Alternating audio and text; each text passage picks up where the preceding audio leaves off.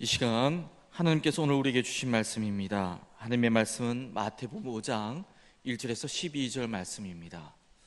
신약성경 5면에 있습니다. 마태복음 5장 1절에서 12절 말씀입니다.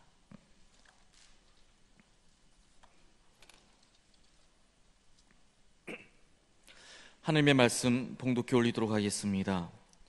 예수께서 무리를 보시고 산에 올라가 앉으시니 제자들이 나온지라 입을 열어 가르쳐 이르시되 심령이 가난한 자는 복이 있나니 천국이 그들의 것이미요 애통하는 자는 복이 있나니 그들이 위로를 받을 것이미요 온유한 자는 복이 있나니 그들이 땅을 기업으로 받을 것이미요 의에 줄이고 목마른 자는 복이 있나니 그들이 배부를 것이미요 긍휼히 여기는 자는 복이 있나니 그들이 긍휼히 여김을 받을 것이미요 마음이 청결한 자는 복이 있나니 그들이 하나님을 볼 것이미요 화평하게 하는 자는 복이 있나니 그들이 하나님의 아들이라 일컬음을 받을 것이미요 의를 위하여 박해를 받은 자는 복이 있나니 천국이 그들의 것임이라. 나로 말미암아 너희를 욕하고 박해하고 거짓으로 너희를 거슬러 모든 악한 말을 할 때에는 너희에게 복이 있나니 기뻐하고 즐거워하라. 하늘에서 너희의 상이 큼이라. 너희 전에 있던 선지자들도 이같이 박해하였느니라. 아멘. 이 말씀은 하나님의 말씀입니다. 주님께 감사합니다. 우리 옆에 분들하고 활짝 웃으면서 인사하겠습니다. 복 많이 받으세요. 행복하세요. 네. 여러분, 우리가 방금 우리 좌우에 계신 분들에게 복 많이 받으라고 행복하라고 그렇게 빌어준 그 복은 어떤 복들입니까?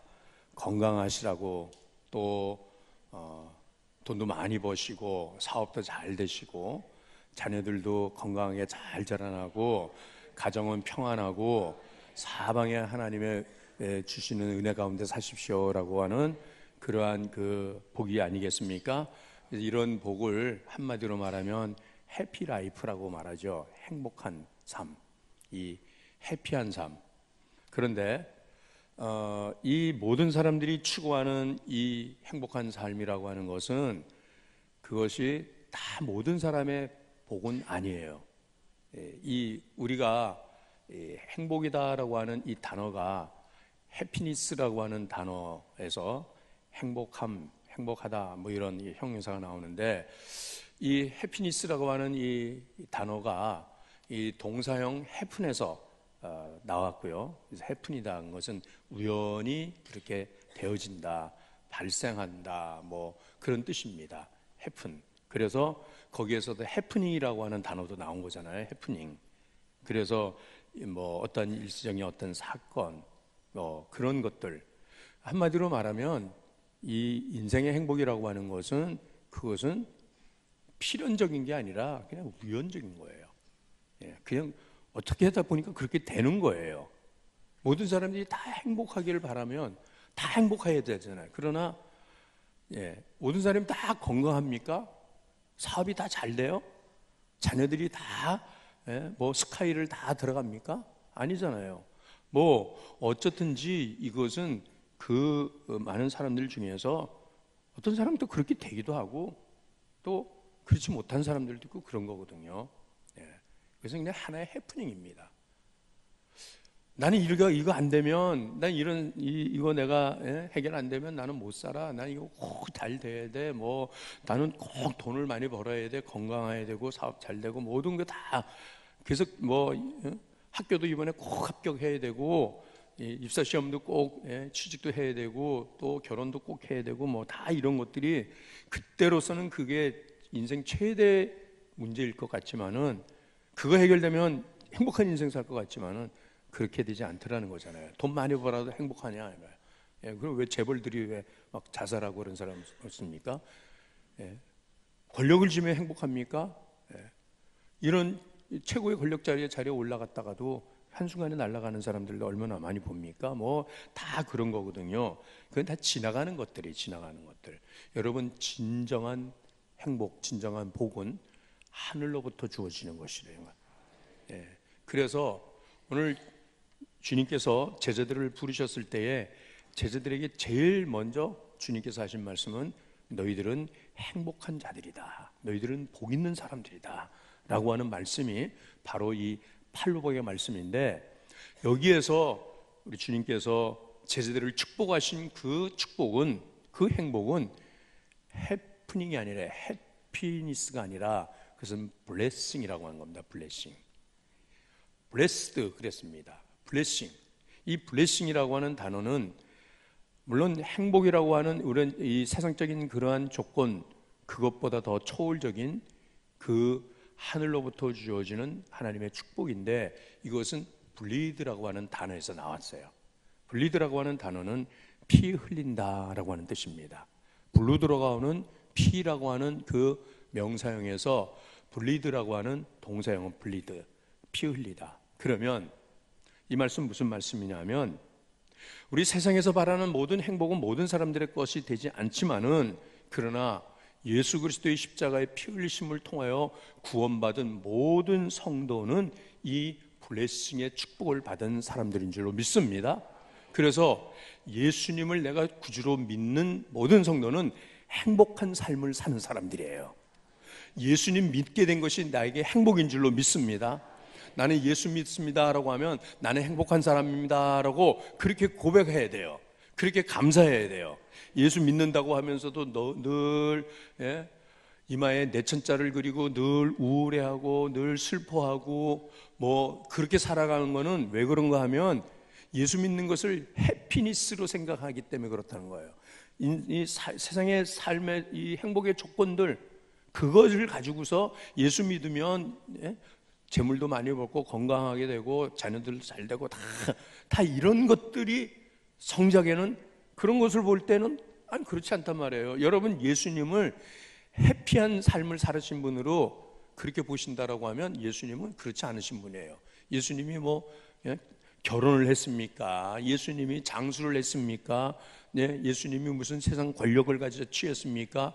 집 한 칸도 없이 33살에 그렇게 세상을 십자가에 그 처형을 당해 아주 모진 그 죽음을 당한 분이 무슨 블레스드, 너희는 축복받았다, 내가 너에게 복을 준다 할 수 있냐 말이야. 내가 복을 받아야지 다른 사람한테도 복을 주는데, 아니 내가 박복한 인생을 사는 사람이 어떻게 다른 사람을 축복할 수 있냐 말이에요. 하물며 예수님께서 우리가 원하는 그런 해피한 인생을 사신 분이냐라고 하면 그것이 아니라는 것입니다. 예수님은 하늘의 축복을 우리에게 전해주시는 분이시고, 이 하늘의 복을 우리에게 주시기 위해서 십자가에 못 박혀 돌아가셨다는 거예요. 예수님의 흘리신 그 피가 저와 여러분을 하나님의 사람 만들어 주셨고 구원받은 사람이 되게 하셨기 때문에, 우리는 이 오늘 주님께서 제자들에게 축복하신 이 팔복의 말씀이 오늘 우리에게 그대로 이루어지는 줄로 믿습니다. 그래서 늘 여러분들이 나는 행복한 사람입니다, 나는 복받은 사람입니다 라고 그렇게 여러분들이 감사하시며 사시길 바라요. 돈 얼마 있다고 행복하고 뭐 좋은 집에서 살서 행복하고 하는 그런 것이 아니라, 나는 주님이 나와 함께 하시기 때문에 나는 행복한 사람입니다 라고, 예수님이 날 구원하셨기 때문에 날 행복합니다 라고 그렇게 할 수 있어야 되는 거예요. 이 마태복음 5장, 6장, 7장 이 석장의 말씀은 산상수훈의 말씀이라 그래서 예수님께서 산에 올라가셔서 제자들에게 하신 말씀이에요.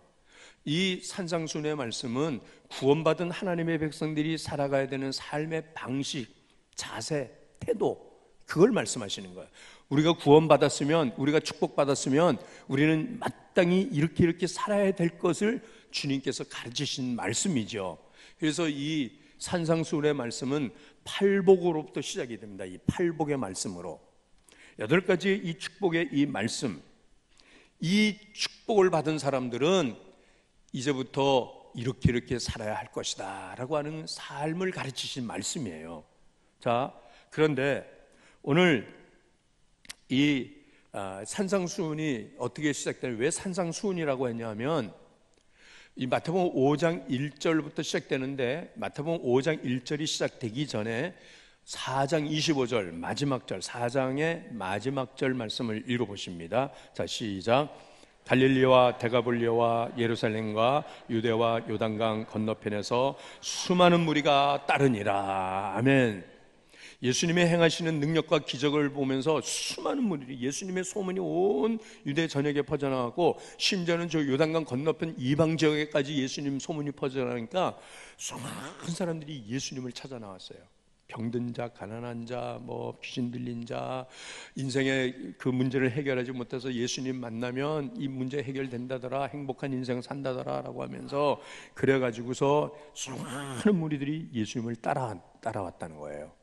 자, 그런데 지금 마태복음 5장 1절이 시작됩니다. 예수님께서는 이 수많은 무리들이 따르는 걸 보시면서 예수님께서 어떻게 하십니까? 5장 1절 한번 읽어볼게요. 자, 시작. 예수께서 무리를 보시고 산에 올라가 앉으시니 제자들이 나온지라. 아멘. 자, 예수님은 수많은 무리들이 따라온 걸 보시면서 어떻게 하셨다 그랬습니까? 산에 올라갔다는 거예요. 산에 올라가 앉으시니 누가 나왔다고요?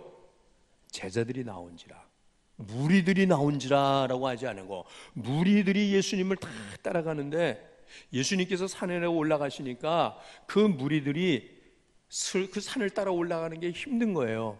예? 그러니까는 떨어지기 시작하는 거예요. 한 사람 두 사람 떨어지면서 그냥 쉽게 따라가고자 한 그 길에서 왜 힘들고 어려운 저 산에까지 가냐 말이죠. 그러니까는 예수님께서 그 산에 올라가 앉으셨을 때에 예수님 앞에 나온 사람들은 제자들이 나왔다 그래요. 제자들이. 예. 여기에 이 제자들은 12제자냐라고 하면 사실은 그렇지는 않은 것 같아요. 예. 여기에 제자들은 어떤 의미나 포괄적인 제자의 의미인데, 예수님의 뒤를 끝까지 따라가는 사람들이 제자라는 뜻입니다. 독일어에 제자라고 하는 뜻은 낙폴게라고 합니다. 낙폴게. 이 낙폴게라고 하는 독일 말은 뒤를 따라가는 사람이다 라고 하는 것입니다. 그러니까는 자, 예수님이 병도 고쳐준다더라, 예수님이 귀신도 쫓아준다더라, 예수님 앞에 가면은 맛있는 거 뭐 배부르게 먹는다더라, 하여튼 우리가 인생의 행복이라고 하는 그 조건을 예수님을 통해서 해결해 보고자 했던 그 사람들은 예수님이 산에 올라가시니까 왜 저렇게 힘들게 하고 뭐 그렇게 땀 흘리면서 왜 거기까지 따라가냐 이 말이에요. 그러니까 이제 우리 힘드니까 그만 가자, 그냥 적당한 자리에서 멈추자 하는 사람들이에요. 이 사람들은 그냥 무리입니다. 무리. 그러나 예수님이 산으로 올라가시니까 예수님 뒤를, 힘들지만은 땀을 흘리면서 어렵지만 그래도 나는 예수님 뒤를 따라갑니다 라고 하면서 끝까지 예수님이 올라가 앉으신 그 산에, 그곳에 뒤끝까지 따라간 사람들이 제자들이다 라고 하면, 오늘 여러분, 오늘 이곳에서 하나님 앞에 예배드려 나온 우리는 그냥 평탄한 곳에서 산 아래서 쉽게 예수님 뒤를 따라가면서 행복한 인생을 살고 싶은 마음으로 그렇게 해서 예수님을 따라가는 사람으로 끝나는 것인지, 아니면 예수님이 산에 올라가신다라고 하면 그 산에까지라도 나는 예수님을 따라서 힘들지만 어렵지만은 그래도 나 예수님 끝까지 따라갑니다라고 하는 그런 제자로 오늘 우리 모두가 이 자리에 나오신 분들이 될 수 있기를 주의 이름으로 축원합니다. 예를 들면 이 말씀이겠죠. 제가 오늘은 이렇게 좋은 이 예배당에서 이렇게 편하게 예배드리는데 쉽게 예배당에 나오지 않았어요. 여러분들이 뭐 다 어려운 형편들이겠지만 그래도. 근데 다음 주일은 우리가 예수님께서 이 산상수훈에 말씀하신 것처럼 다음 주일은 용마산 정상에서 주일 예배를 제가 드리겠습니다 라고 하면, 용마산 정상에까지 여러분들이 올라와서 예배를 드리는 분들은 여기 말씀처럼 제자라고 할 수가 있고, 뭐 힘들게 어렵게 거기까지 어떻게 가라고 해서 나 오늘은 안 가라고 하면 무리에 끝나는 거예요. 무리로 끝나는 거예요. 그러면 이 말 갖고 여러분 시험 들지 마세요. 어르신들 관절하고 막 아프고 한 거는 걷기도 어려운데 거기까지 올라오라, 그 뜻이 아니고, 그 말이 아니고요. 어쨌든지 예수님을 어떤 조건에서도 어떤 환경에서도 나는 예수님 꼭 붙들고 따라갑니다 하면 주님의 제자들이 되는 줄로 믿습니다.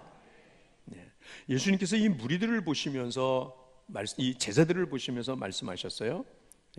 이 팔복의 말씀이 3절서부터 쭉 시작되는데, 이제 제가 다음 주에도 계속해서 이 팔복의 말씀을 연속으로 제가 전하려고 합니다. 왜냐하면 우리 테필린 암송을 하지 않습니까? 요즘 1년이 넘었어 이제 테필린 암송을 하는데, 요즘은 마태복음 5장 이 산상수훈의 말씀을 암송하는 거예요. 이 마태복음 5장, 6장, 7장은 주님께서 친히 하신 말씀이거든요. 주님의 입으로 친히 말씀하셨고 그 말씀을 들은 제자들이 그 말씀 기록한 걸 우리에게 전해줘서 내가 오늘도 주님이 말씀하신 그 말씀을 친히 나의 입으로 읽고 내 입으로 암송하고 하면서 얼마나 은혜를 많이 받는지 몰라요. 제 아내가 사모가 저한테 이 산상순의 말씀, 이 팔복의 말씀을 매일 100번, 200번, 150번 계속 읊조리면서 암송하면서 이 말씀을 마음에 새기면 너무 은혜가 된다고 저처럼 이 팔복의 말씀, 산상순의 말씀을 좀 설교해 주시면 안 되냐고 저한테 요청을 하더라고요. 그래서 이거 10년 전에 내가 시리즈로 설교했는데 그랬더니 그때는 그때고 지금 또다시 해달라고 그러더라고요. 그래서 제가 그렇지 않아도 저도 은혜를 받던 중에 그래서 이제 이 산상순의 말씀, 팔복의 말씀을 시리즈로 계속 다음 주에도 계속 제가 전하려고 하고 있습니다. 자, 오늘 이 팔복의 말씀 중에서 제 첫 번째 축복의 말씀은 3절의 말씀인데 한번 3절 말씀 읽어보시겠습니다. 자, 시작. 심령이 가난한 자는 복이 있나니 천국이 그들의 것이미요. 아멘. 이 우리 번역은 심령이 가난한 자는 복이 있다 라고 이렇게 말씀하셨습니다. 그러니까 심령이 가난한 게 전제가 되어서 축복을 받는다, 이런 말씀으로 우리가 이해를 할 수가 있습니다만은, 그러나 원문에서는 원문의 번역을 더 정확하게 하려면 이렇게 번역한 것이 아니라 이렇게 번역이 됩니다. 복받았구나, 복받았구나 너희 심령이 가난한 사람들이여. 복받았구나 너희 심령이 가난한 자들이여, 천국이 너희의 것이다 라고 그렇게 주님이 이 축복을 선언하는 말씀이에요. 네. 자, 너희는 복이 있구나, 너희는 복받았구나, 심령이 가난한 너희들아. 자, 여러분, 이 많은 무리들은 그냥 산 아래 머물렀으나 왜 이 힘든 산을 끝까지 이렇게 따라 올라왔을까? 저들은 그 심령의 가난함의 문제를 예수님을 만나서 예수님을 통해서 해결하고 싶었던 간절함이 있었다는 것입니다. 그래서 저들이 심령이 가난한 것으로부터 시작하여서 저들의 삶이 매일 애통하는 삶이고 매일매일 의에 줄이고 목마른 삶을 살고 그러면서 국리의 여김을 받아야 되는 삶을 이것이 쭉 연결이 되는 거예요. 연결이요. 이것은 우리가 이 음악의 이 악보에 이 8음계가 있지 않습니까? 도레미파솔라시도 이 8음계가 어떤 아름다운 웅장한 심포니 교향곡이라도 이 8음계로 작곡이 되는 거예요. 이 8음계가 없으면 이런 아름다운 음악의 멜로디가 나올 수 없는 거예요. 그러니까는 어떤 주석자들은 이 팔복은 이것이 그냥 하나하나 동떨어진 것이 아니라 이것이 다 함께 어울려서 이것이 하모니를 이루면서 거기에서 아름다운 인생의 찬가가 나오는 것이고 행복의 멜로디가 나오는 것이고 찬양이 나오는 것이다 라고 하는 이 말씀입니다. 그래서 이 팔복의 말씀은 그냥 어느 한 절만 딱 떼어가지고서 그렇게 축복이다, 이것이 다다라고 할 수가 없는 것이라는 거예요. 그 중에서 이 심령이 가난한 자의 이 복은 팔복을 여는 열쇠고 천국에 이르는 사다리라고 하면 첫 계단이라고 할 수가 있는 것입니다. 심령이 가난해야 애통하게 되는 것이고 심령이 가난해야 온유하게 되는 것이고 심령이 가난할 때 청결하게 되는 것이고 심령이 가난할 때 화평한 사람이 되는 것이고 심령이 가난한 사람이 의를 위하여 핍박을 받게 되는 것이고 심령이 가난할 때 그 가운데서 하나님의 뜻을 알게 되는 것을 이것이 연결해서 할 수 있는 말씀이죠. 자, 그래서 심령이 가난하다고 하는 의미가 무엇입니까? 심령이 가난하다. 여러분, 우리 가운데 가난을 좋아하는 사람은 아무도 없습니다. 가난과 복, 심령이 가난한데 복이다? 이게 도대체 연결이 됩니까? 가난을 누가 복이라고 할 수 있겠습니까? 그러나 오늘 주님께서는 우리가 이 가난이라고 하는 것을 자꾸 세상적인 물질적이고 경제적인 것, 이것으로 자꾸 가난함을 생각하는데 예수님께서는 실제로 이 환경적으로 경제적으로 그렇게 가난하게 사는 많은 사람들이 예수님을 찾아 나오는 그 모습을 보면서 정작의 문제는, 너희의 문제는 물질적인, 경제적인, 환경적인 가난이 아니라 심령의 가난의 문제다라고 하는 것을 주님이 말씀하시는 거예요. 그래서 우리가 경제적으로, 물질적으로 뭐 이렇게 좀 더 넉넉하게 살고 싶고 부유하게 살고 싶어 하는 이것보다도 우리는 주님 앞에 나올 때는 우리는 심령의 가난함의 상태를 우리가 깨달아야 하는 것입니다. 나는 심령이 가난한 사람이다라고 그렇게 고백하면서 주님 앞에 나오는 것입니다. 이 가난이라고 하는 이 상태는 그냥 뭐가 모자르다, 부족하다, 결핍되었다 정도가 아니라 주님께서 말씀하신 이 심령의 가난이라고 하는 이 헬라어의 푸토코스라고 하는 단어는, 이것은 파산 상태를 말하는 거예요. 파산 상태.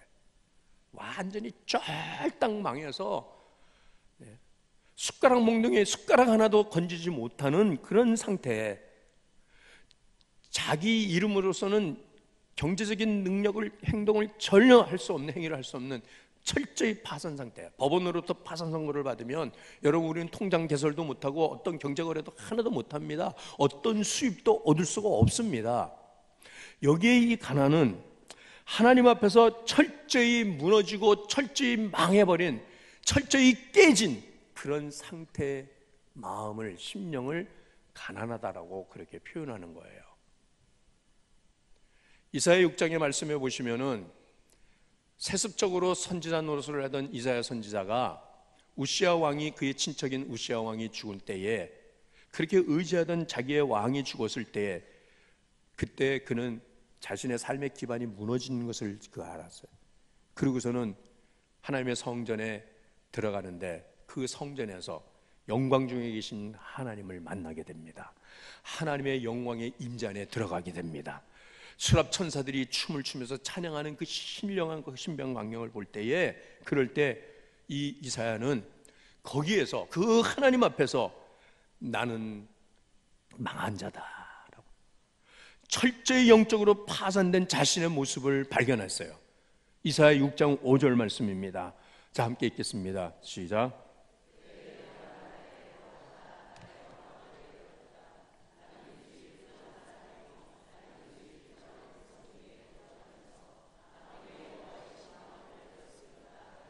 아멘. 지금까지 쌓아 올린 나의 종교적인 의, 행위, 기도했잖아요. 하나님 말씀도 많이 읽었잖아요. 거룩하고 경건하게 살았잖아요. 그러나 그것이 영광스러운 하나님의 임재 앞에서는 아무것도 아니라고 하는 것, 결코 자랑할 것도 없고 내세울 것도 없고, 그런 누더기와 같은 자신의 모습을 발견할 때에, 그럴 때 이 이사야는 철저히 영적으로 파산된 자신의 모습을 발견하게 된 거예요. 바로 이것입니다. 여러분, 우리는 하나님의 임재 앞에서 내가 자랑할 것 하나도 없습니다. 내가 주장할 것이 하나도 없다는 것입니다. 그 하나님 앞에서 나는 철저히 무능하고 보잘것 없고 아무것도 할 수 없는 자라고 하는 것. 그래서 이 가난함의 모습은, 그것은 낮아짐입니다. 낮아짐. 여러분, 가난한 사람이 교만한 거 봤습니까? 가난한 사람은 어쩔 수 없이 낮아질 수밖에 없어요. 뭐 겸손이라고 하는 표현, 그것도 어울리지 않을 만큼. 그러나 여러분, 우리는 사람들 앞에서 혹은 교회에 와서조차도 세상에서 자기가 누리고 있는 자기의 지위, 자기에게 주어진 어떤 타이틀, 이런 것 가지고서 자랑하고 싶은 거예요. 예?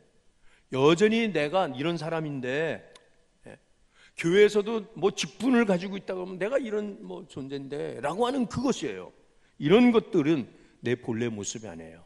나의 본래 모습은 하나님 앞에서 멸망당하는, 하나님 앞에서 철저히 죄인된 나의 모습. 그래서 하나님, 나는 진노의 대상이에요. 멸망의 대상. 그런데 하나님, 그 하나님께서 나를 불쌍히 여기셔서 예수 그리스도를 통하여, 그 피 흘리심을 통하여 나를 구원해 주셨기 때문에 이 블레싱의 은혜를 나는 받았습니다라고 하는 그런 사람이 바로 심령이 가난한 사람의 모습이라고 하는 것입니다. 누가복음 18장에 그래서 성전에 올라간 두 사람 중에 한 사람은 바리새인이요 한 사람은 세리였는데, 이 바리새인은 일주일 동안 자기가 하나님 앞에서 경건하고 거룩하게 살아간 자기의 삶을 하나님 앞에 자랑을, 하나님 감사합니다, 나는 일주일에 2번이나 금식을 했고요, 10의 1조를 드렸고요, 내가 하나님 말씀 앞에서 부들부들 떨며 살았습니다, 죄 안 짓고 살았습니다, 나는 저 세리처럼 저 죄인처럼 토색하지도 않고 남의 거 빼앗아 먹지도 않고 거짓말하지도 않고 나는 가늠하지도 않고 막 이러면서 얼마나 자기 자신을 의롭게 하나님 앞에 드러냅니까?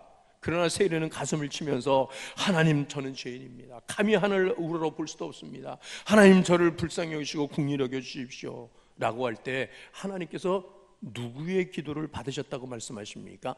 바리새인의 기도를 하나님은 받지 아니하시고 가슴을 치면서 통회하면서 애통해하는 이 세리의 기도를 하나님께서 받으셨다는 말씀입니다. 여러분, 죄인된 나, 하나님의 은혜가 아니면 살 수 없는 나, 내가 하나님의 긍휼히 여기심이 아니면 나는 오늘도 이 자리에 설 수 없는 나라고 하는 이 철저한 자기 고백을 가지고 나오는 사람만이 심령이 가난한 사람의 모습이다라고 하는 것입니다. 그래서 자기의 그 영적인 결핍과 부족한 결핍 정도가 아니라 너무나 하나님 은혜를 갈망해가지고 목말라서 헐떡거리면서 하나님 은혜 주세요, 하나님 은혜 주세요 라고 구하는 사람. 시편 42편 1절 말씀에 새끼를 낳은 암사슴이 목일 말라가지고서 그 시냇물을 찾는 그 갈급함의 모습을 이렇게 말씀하시죠. 하나님이여, 우리 같이 읽어요. 시작. 하나님이여, 사슴이 시냇물을 찾기에 갈급함같이 내 영혼이 주를 찾기에 갈급합니다. 예. 여러분, 오늘도 이러한 이 갈급함을 마음을 가지고, 갈망하는 마음을 가지고 하나님 앞에 나온다고 하면, 여러분, 우리가 바로 심령이 가난한 자들이라고 하는 것입니다. 가난한 심령은 하나님의 절대적인 주권의 다스림을 받게 됩니다. 우리 하나님께서 나를 회복시켜 주셔야 됩니다. 하나님, 나를 고쳐주셔야 됩니다. 하나님, 나는 병들었습니다. 하나님, 나는 지금 넘어지고 있습니다. 하나님 손에 나를 올려드립니다 할 수 있어야 돼요. 제가 지난 주간에 이 사랑니를 발치했습니다. 이 사랑니를 빼는데 얼마나 고통스럽고 힘들지, 막 현기증이 막 일어나더라고요. 그동안에 평소에 이 사랑니에 자꾸 이렇게 음식물이 끼면서 거기가 염증이 생기고 이러면서 너무 좀 힘들게 지냈어요. 그런데 러시아를 가서 일주일 지내는 동안에 잇몸이 완전히 붓고 그러면서 음식을 잘 씹지를 못하겠더라고요. 날은 춥죠, 시차 있지. 그래서 일주일 지내는데 참 힘들게 지냈어요. 그러고는 이제 돌아와서 치과에 갔는데, 이제 저를 치료해 주시는 우리 남부교회 허운 장로님께서 이렇게 들여다보더니, 목사님 뽑아야 되겠습니다 라고 하더니 제 동의도 안 받고 그냥 막 마취 주사 놓고 그냥 막 아주 죽는 줄 알았어요, 제가. 아니, 내 이빨 왜 당신이 마음대로 뽑아? 그러나 여러분, 의사 아닙니까? 의사 앞에 엎드렸는데 의사 앞에 의사가 하는 대로 하는 거예요. 의사한테 맡겼으니까.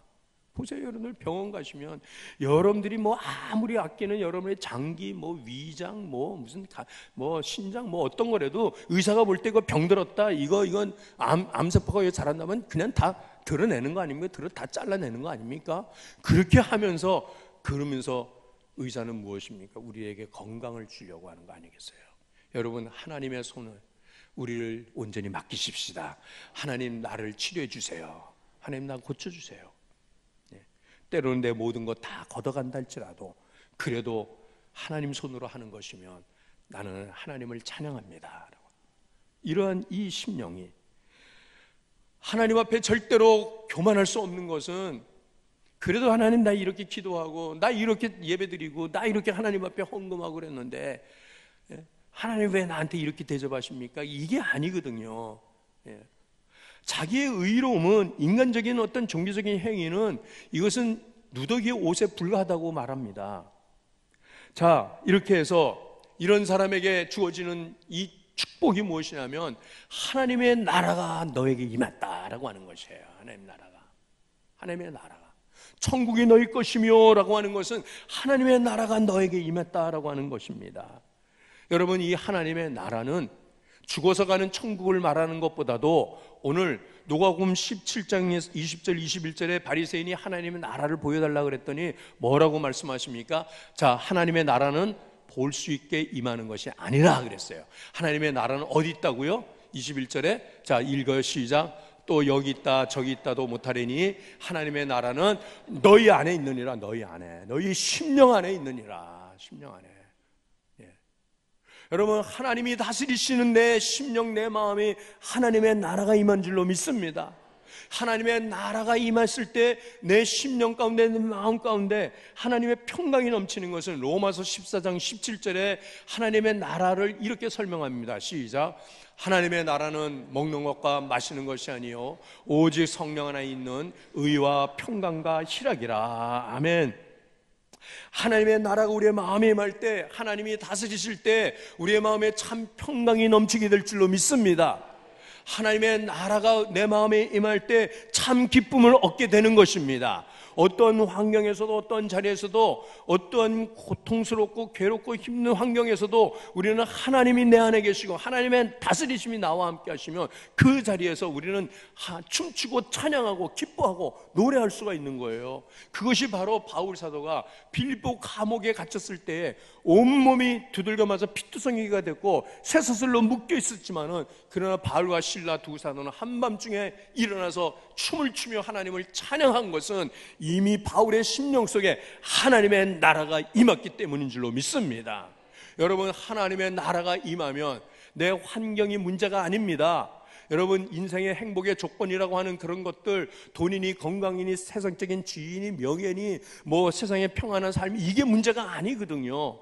그래서 하나님의 나라가 임할 때에, 그럴 때 내 영혼이 은총 입어 세상 모든 짐을 벗고 하나님 나라를 바라보면서 초막이나 궁궐이나 문제가 되지 않는 것은 내 주 예수 모신 것이 하나님의 나라라고 합니다. 여러분, 이 찬양을 우리가 하나님 앞에 드릴 줄로 믿습니다. 오늘 여러분, 우리가 하나님의 은혜를 갈망할 때 하나님 나라가 우리에게 임하게 됩니다.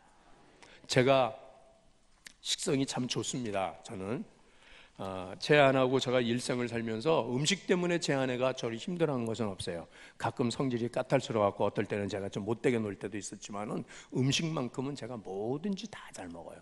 왜 그러냐면 어렸을 때 너무 가난해가지고 그때 먹을 게 없어가지고서, 그러니까 입으로 들어갈 수 있는 건 다 그냥 먹었어요. 아멘 아멘 하고 먹었어요. 아멘 아멘. 그러다 보니까 식성이 참 좋아진 거예요.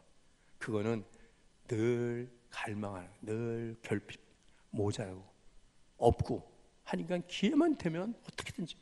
여러분, 영적으로 갈급한 심령을 가지고 사는 성도는 어떤 말씀이든지 아멘 아멘 합니다.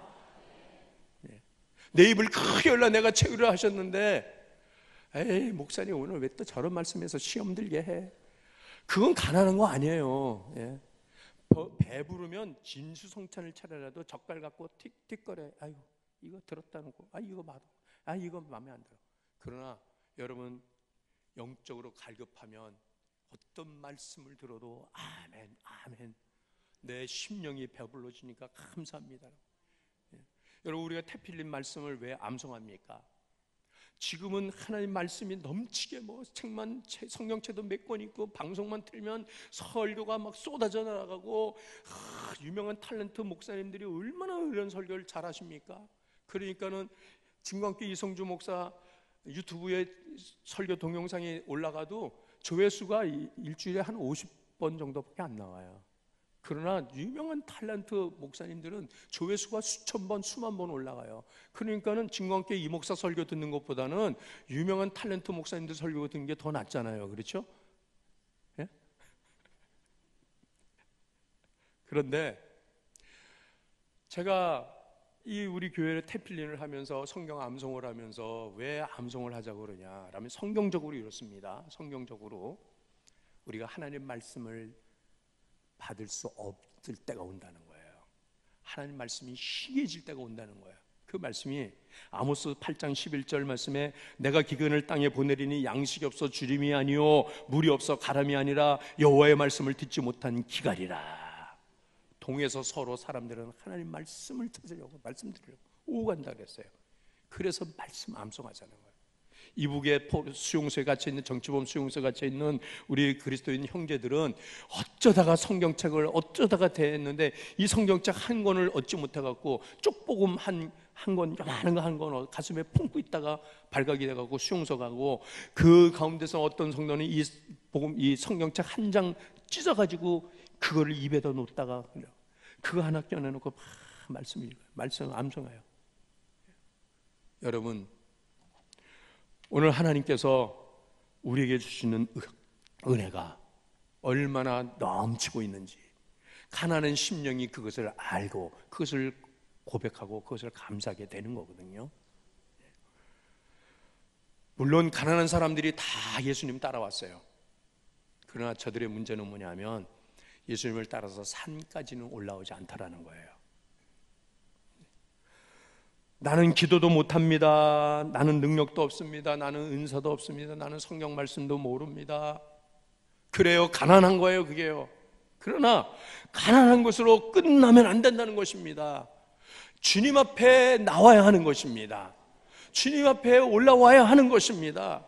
그래서 주님께서 그 가난한 심령들을 보시면 너희는 복을 받았다. 왜냐하면 하나님의 나라가 지금 너희에게 임했기 때문이다. 하나님께서 너희를 다스리실 것이다 라고 하는 것. 사랑하는 우리 진강의 가족 여러분, 내 가난한 삶을 그대로 방치하지 마시고 주님 앞에 나오시기를 바랍니다. 주님 앞에 올라와야 합니다. 그래서 그 주님께서 주시는 하나님 나라가 우리에게 임하는 이 은혜가 우리에게 넘치시기를 주의 이름으로 축원합니다. 하나님의 나라를 받아들이시기를 바랍니다. 하나님이 나의 왕이 되신 것을, 하나님께서 나의 주권자가 되신 것을 여러분들이 받아들이시기를 바랍니다. 하나님 나를 다스리십시오. 하나님 나를 주장하십시오 라고 될 때 하나님의 부유하심이, 하나님의 풍성하심이 오늘 우리 모두에게 함께 하실 줄로 믿습니다. 그래서 나는 어떠한 자리에서도 어떠한 삶 속에서도 하나님 찬양하고 감사하고 그렇게 살아가는, 하나님을 높이며 그렇게 살아가는 우리 진강의 모든 가족들이 될 수 있기를 주의 이름으로 축원합니다. 이제 우리의 말씀을 가지고 함께 기도하겠습니다. 내가 세상의 행복을 찾는 것이 아니라 하늘의 축복을 구하며 하나님을 인하여 갈망하고 목말라 줄이고 심령으로 오늘도 하나님 앞에 나왔습니다. 주님이 나의 왕이 되어주시고 주님이 나의 임금 되셔서 나를 다스리시옵소서. 내 심령에 하나님 나라가 임하게 하옵소서. 우리께 기도하시겠습니다. 우리 아버지 하나님,